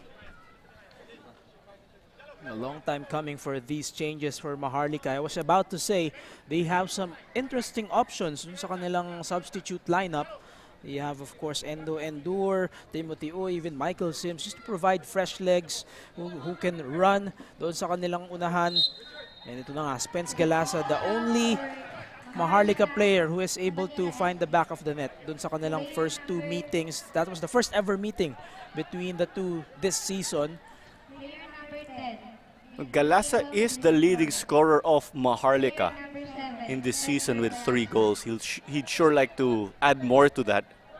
And with his 3 goals as the leader of Maharlika in terms of scoring, he is ranked 8th overall in the league, joint 8th place. Villaflor got his first touch. Villaflor, it seems, slotted into Otoyemi's holding mid position. So a like-for-like change. And someone na maaaring umangat dito para sa Maharlika should they get that ball deep into their attacking half. Valtos contra Ibanez. And Maharlika making their changes in the 66th minute. Do you think that's too little, too late? O sakto lang yung pagka-timing? Well, I would say they've fallen flat here in the second half. That's one thing for sure. And so this was really, siguro sabihin na nating required already for them just to mix it up a little bit. See if they can impact some differences here. Schaeffner just gave it away. An unforced error. McDaniel plays it through to Ibanez. But I think that was a handball from the looks of it. Could be in real time. We saw the signal. Tumaas ng kamay yung opposing player. Nakita daw. But at the end, you have to play to the whistle of the referee. That's when it becomes official.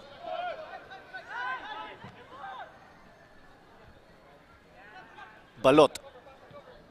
McDaniel. Connecting with Trujillo. Denied by the keeper initially, but it is in. We'll try to get confirmation on who became the official goal scorer. But from the initial get-go, it is Juanito Galeana. What a sequence that was. Too much opening here for Stallion. Hindi na nakababa ang depensa ng Maharlika. Balot threads the needle, and then McDaniel, the follow-up, sifting the needle. Flag stays down. Last minute defending from Factoranan, but not a factor anymore. So there you go. It is 3-0. That was in the 69th minute from what we have initially seen as Juanito Galeana, and that is confirmed as we got to check with our match commissioner.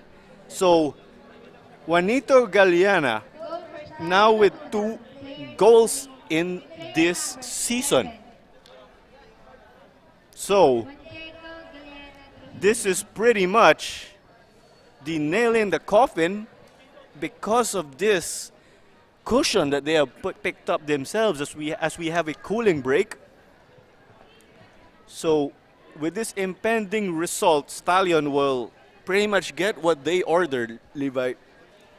The 3 points to add to their standings, and they will reclaim 4th spot because for majority of the first half of the season, they were in that 4th spot.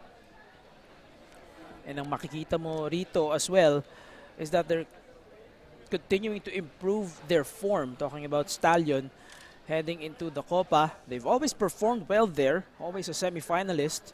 And we're seeing that it's as if Stallion is playing better here in the second half than they were in the first half. They're about to pick up, like what you said, back-to-back victories now. They ended a short losing skid. And kung magtuloy-tuloy ito, you can just imagine the kind of conditioning they will bring against Cebu.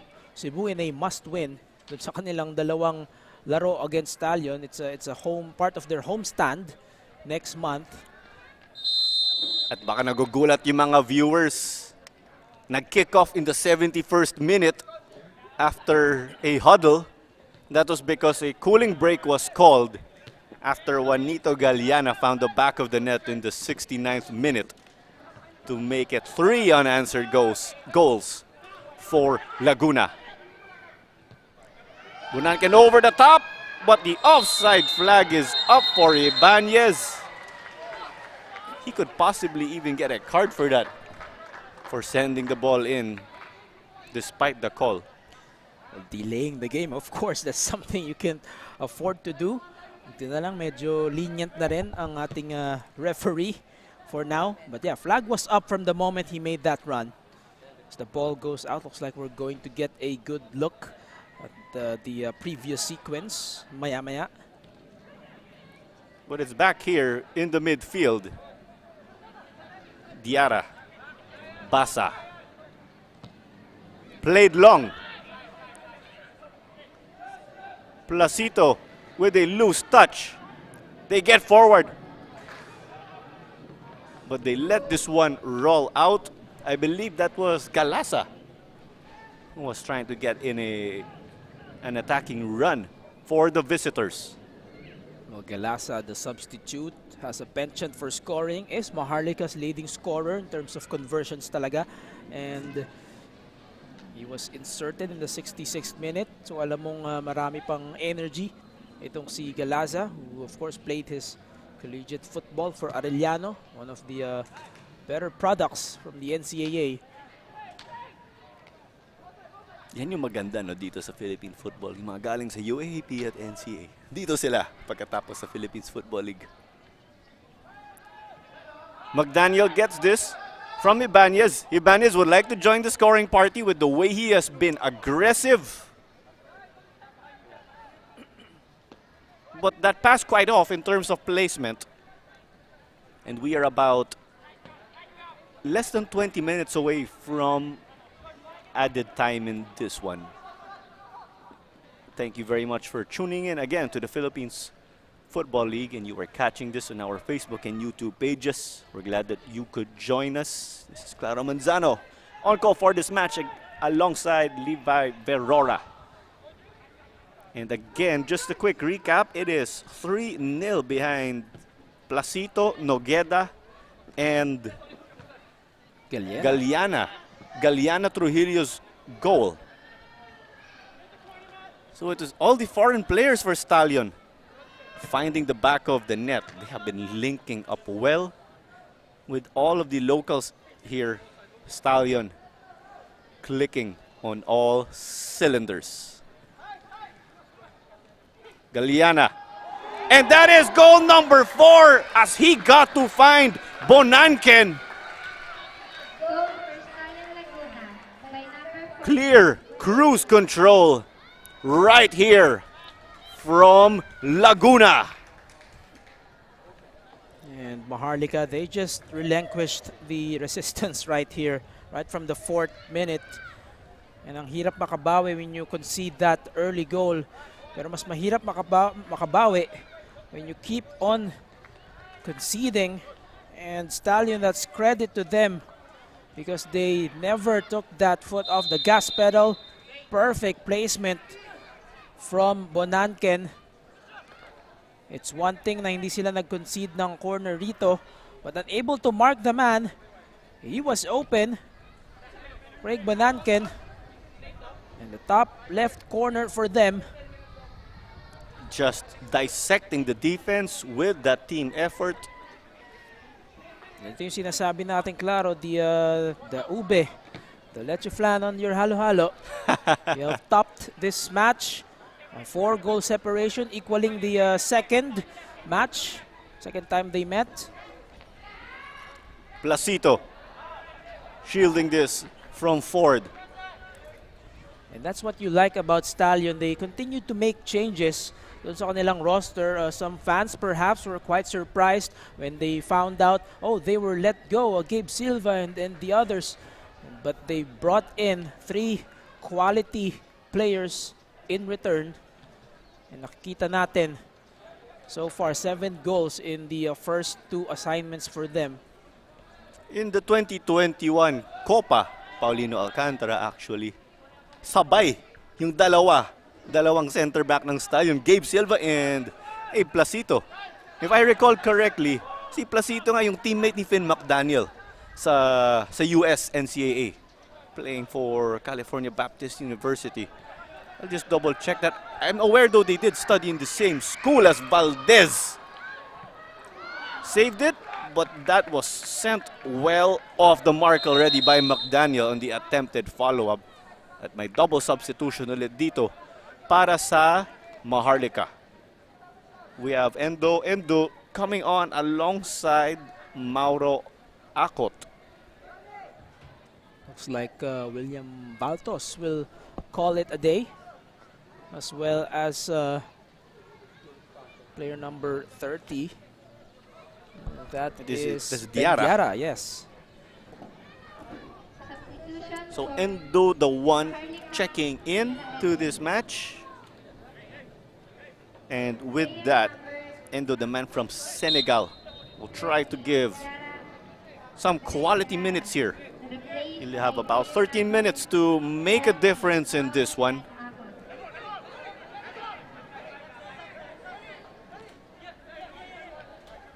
Villaflor got that back. He was made aware by his teammates that he had a number of opposing players on him. And with the adjustments, mukhang nasa gitna na si Charlie Beaton playing center mid. Well, as it stands, this kind of scoreline, you kind of feel that this is a foregone conclusion now. The least you can do is not to concede any further. Don't make this into a virtual lopsided match. It already is. You want to make it worse. So, Stallion entered this game scoring a total of 25 goals sa itong liga. Add 4, nasa 29 na sila, and they are in solo third now in terms of goals scored alone. So at the halftime break, they were at joint third with United City. But Stallion now clearly in hold of that position. And they would like to secure third sa standings, Kamo, when we talk about points when we look at the long term. But looks like we have another change. It is Jorel Aristorenas checking in for Nathan Rilioraza, from what we are seeing with the fourth official. And as we all know, Aristorenas had some call-ups with the Ascals. Plays his football, plays his esports version of football. Yun din. He's a gamer in every sense of the word. One of the men to represent the Philippines also. I believe he did win in our recent tournament also. Sabi daw sa PS5 division. 23. So multi-talented pala to si Jorel Aristorenas. By player number Yung playmaking niya bilang center mid, siguro dinadala niya dun sa gaming. Ibanez. He is on the clear, but that ball was already overcooked. Valdez caught that, but that was already outside and past the touchline. And credit to him, tried his best to cut it back. Pero wala na ring suporta on that occasion, no follow-up. Pero maganda yung effort, refusing to give up on the play. Stallion can afford to kumbaga, cruise a little bit dito, especially in the midfield. There is no pressure right now being up 4. Just want to take care of the job and make sure that Maharlika does not convert. Yung next step na ang kailangan, yung clean sheet.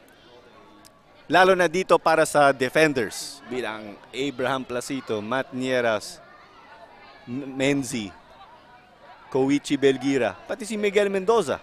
Nag-start siya earlier in this game. At Patrick Dato din, ang keeper.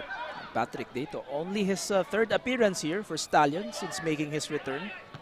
Galeana! Valdez, though, his positioning does the job to deny that Aristorenas opportunity. But here's another chance. Maharlika will try to counter. Villaflor. Menzi with the acrobatic effort to get it out. Schaeffner, he's now playing right back. The attempted bicycle. Well, that was called against Endo as he appeared to clip Placito It's going to be a whistle here. As we see that again, Schaeffner lobs it forward to Endo, and again, like what you said, ambitious attempt. However, tinamaan doon ang gilid ng ulo ni Placito. May hahanga ka rin dun sa tibay ni Placito. That would have knocked out maybe you or me, klaro. Napakatibay na defender nito ni Placito. That will knock us back to the South Luzon tollway. But Endo will try to get another crack on the goal. Ford up against Nieras. He has Beaton overlapping. A tight space, and Maharlika get one back, spoiling that potential clean sheet for Patrick Dato and company. Will this be a mere consolation, or will this get them back into the game? But time is clearly not on their side, but take us through this, Levi. Great team play. And great patience on the part of Maharlika. I thought initially na nakabalik yung Stallion, but Zachary Ford, he was just looking apparently for the perfect opening, and it came after several touches. He moved to his right and then delivered it home. If you're Maharlika, you have to reward yourselves a little bit here. You played better football in the latter half. McDaniel, but Valdez again with the denial. Some shaky defending from the visitors, and the home side tried to capitalize in Stallion Laguna. But from the looks of it, that is not a corner kick, but it is a throw-in. Ready na si McDaniel daw mag corner kick eh. Although virtually from this position, you would execute it virtually the same way. Trujillo. That is Galiana Trujillo, to be precise. That overcooked ball ended up becoming a switch. That is Torenas. Nieras. Tried to play it over the top. Galiana apologizing for that. It seemed like a miscue on his end. He did applaud that effort. So both sides will get to organize. In that spell, we did see Nieras and Menzi having to play center back kasi nasa harap si Placito. Bilgira to chase. Here's Endo. Dato. Dato got clipped as he shook off Endo, but there was already a whistle at that point in time because I believe that is Menzi who is down. We'll try to get another look at what happened there. I believe they got entangled, Endure and Menzi before that run. Play was subsequently stopped. And Dato. Patrick Dato, yes, a bit shaken up as well. Kung nagkatamaan sila dito ni Endure. Siyempre may halong igil si Endure. Wanted the play to continue, although referee said otherwise. Medyo iniinda ni Dato right now. Patrick Dato, of course, not just a player now, also a loving husband and a loving father. Tumatanda na tayong lahat, klaro. Oo nga eh, parang kahapon lang nasa UAP si Patrick Dato. Absolutely.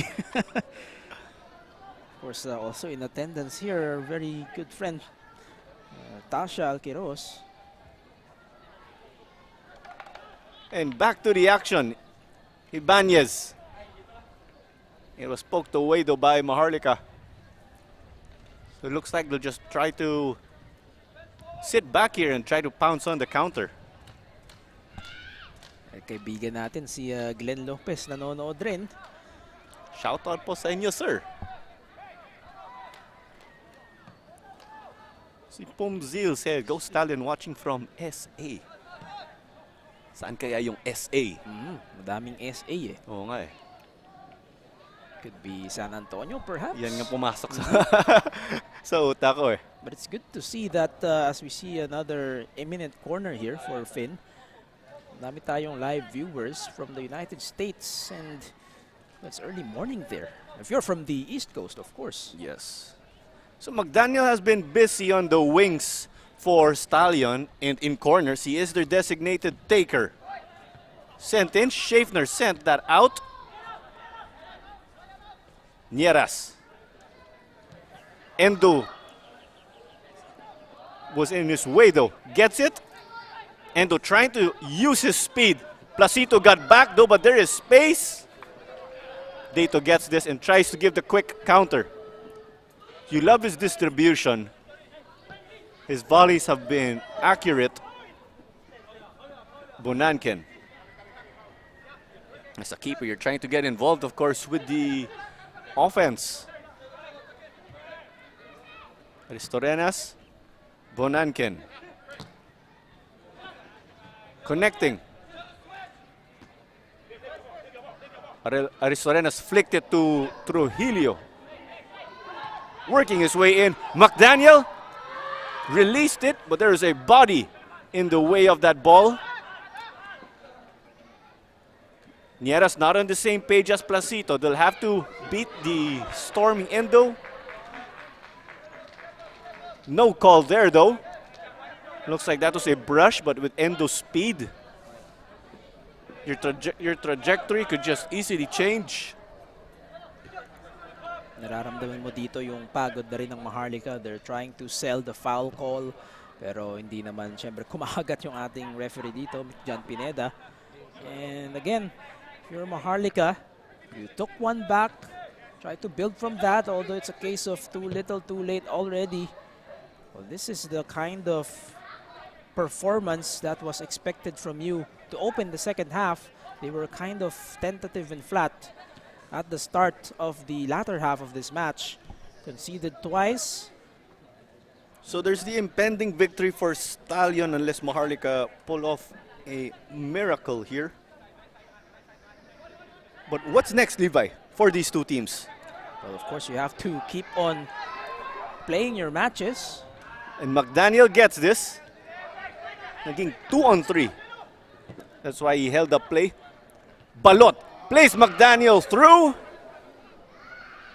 But a little overcooked, Levi. But you were saying yes, and what's next for these teams? Well, medyo malakas on the through ball by Balot, but the perfect thing in mind, had a good intention.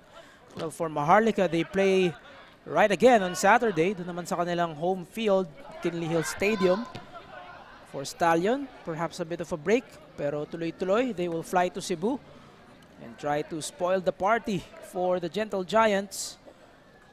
Have to keep on working on that chemistry and try to win as much as you can. Again, if you're the third place team here, of course, that excludes the ADT, who are technically still playing as a guest. Then, of course, you have the opportunity to put yourselves in contention for the AFC Cup. Napaka-integral slot noon. So we have 4 minutes of additional time as fourth official Michael Barajas confirmed. Stallion though still with that continuous clockwork. Goal difference can be a factor, Levi, in case may tiebreakers tayo. McDaniel gets this outside the area and skies this ball. He has been aggressive from start to finish. And other than the corner kick deliveries and then connecting with the other attacking players, seems like he wants to join that scoring party. So this ball to no man's land. And Dato clearly was a bit busier in the second half. Sadly, they gave up a goal when you talk about Stallion. Pero yan yung maganda sa Maharlika. Yan ang consolation nila. They can say they spoiled the clean sheet, but knowing them, they want more. In the last 20 minutes or so, you can say na Maharlika, napantayan nila yung level ng Stallion in terms of just the intensity and the quality. It's really a matter of doing that for the whole 90-minute spread. And that's why against Mendiola, they were able to win one. They were able to split the points against ADT earlier last year. Have to play quality football for 90 minutes and change para talagang mabigyan mo ng pagkakataon yung mga sarili nyo to score and to win matches. So, yung game of consistency nga, yung sinasabi natin. Villaflor and Galasa. Aristorenas. Galiana. He is one of those players with nifty footwork. Galasa got it to Beaton though. Balot dispossesses them. Kitang-kita talaga itong yung age and wisdom ng itong veterano. Galiana got it to the middle. Ibanez tried to cut it back. He was eyeing Finn McDaniel from the way they have been communicating, but it's another corner. And the awareness as well for Stallion of the score line. Alam naman nilang mananalo na sila rito. There's no pressure to rush. Kung makikita mo, mas madaming defenders. Atras ka muna ng konti. They're very patient with their execution here. They have that luxury, of course. The header from Placito. Koichi. But that is wide of the left post. Pero mukhang may corner kick tayo ulit that took a touch from a Maharlika defender sa tingin ko. Medyo stop ball na rin yung nangyari dun sa initial header nitong ni Placito. So we have about a minute of stoppage time remaining. We are done and dusted with the 3 or 4 minutes already. And here's another corner. The header though, but just wide from Placito. Trying to go for that brace this afternoon right here in Binan. They've been actively targeting them. Ito si Placito on those corner set pieces. Alam nila that he can finish from that area, from that position, and that because he possesses the height here to rise above everyone else. At yung ginagawa ng Stallion dito, pinapakita nila yung depth ng kanilang bench. And from what we saw, Coach Richard Lable was actually the man calling the shots for them, as I believe Coach Ernie was out to personal reasons, but was in attendance. But that does it right here in Binan. 4-1 for Stallion Laguna, the home side over Maharlika Manila. A. Placito, Rafa Nogueda, Juanito Galiana Trujillo, and Bonanken make it 4, but there was the consolation from Zachary Ford for Maharlika, but that clearly wasn't enough, unfortunately, when we refer to the visitors. But talk us through this game, Levi. Well, from the very get-go, it was Stallion Laguna FC who was able to dominate and assert their presence, assert control in this match. And of course, the scoreline reflected that. It wasn't just dominating the possessions here. It was also making sure it reflected doon sa mismong laro, and that's something that they were able to accomplish now, and you look forward to them accomplishing more as the season goes along.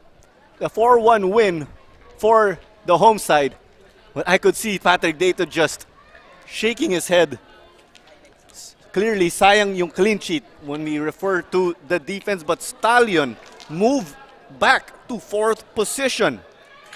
And alam natin, klaro kung ganong ka-competitive ito si Patrick Dato. That's why even if this was a quality win, an impressive win at that, gusto niya clean sheet eh. Of course, when you are the defense, it's not a lucrative job as we hear them say, but that's something that they want to take home. But again, Stallion moved back into 4th place and are over the Ascos development team again, because they now have 22 points when we look at their standing as a whole. Unfortunately, for Maharlika Manila, they are still in 7th place out of as many teams sitting in 4 points, but they are just 2 points away from Mindiola, so they can still stay positive in this one. They picked up a consolation goal also when we talk about it. And it's going to be a quick moving on process here for Maharlika because they will hit the turf once again on Saturday doon sa kanilang home field. And that's a field they're familiar with.